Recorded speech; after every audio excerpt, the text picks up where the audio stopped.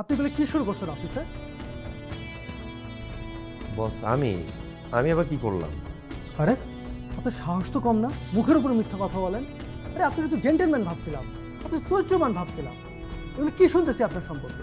বস আপনি কি শুনেছেন? আমাকে না বললে আমি কিভাবে বুঝবো? হ্যাঁ, তানিশাকে আমি আপনার কাছ থেকে কাজ শেখার জন্য কাছাকাছি থাকতে বলছিলাম। তাই বলে আপনি ওকে লং ড্রাইভে নিয়ে যাওয়ার প্রস্তাব করবেন, ওকে রিসোর্টে রাত কাটানোর প্রস্তাব করবেন? বস আপনার মনে হয় আমার মতো মানুষ এই কথা তাকে বলতে পারে? বস মেয়ে সাহেব, আপনি হয়তো জানেন না, তানিশা আমার খালাতো বোন। ওকে ছোটবেলা থেকে কোলে পিঠে করে আমি বড় করছি। ও যে আমাকে বানায় কথা বলবে না, সেই বিশ্বাস আমার ওর উপর আছে। তানিশা ম্যাম, আপনি এমন মিথ্যা কথা বলতে পারলেন? আপনি তো আমার সাথে অন্যায় করলেন। আমি তো সবসময় আপনাকে ছোট বোনের নজরে দেখেছি। এই এই, ওর সাথে আপনার কিসের কথা? আপনি আমার সাথে কথা বলেন।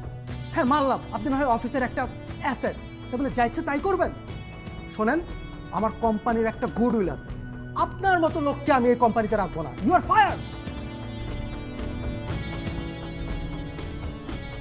ঠিক আছে বস, তবে ছোট মুখে একটা বড় কথা বলি। আপনি চলে যেতে বলেছেন, আমি চলে যাব, সমস্যা নেই।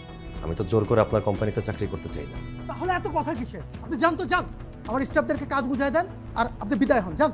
ওই যে বললাম বস, ছোট মুখে বড় কথা বলতে চাই। আমি কেন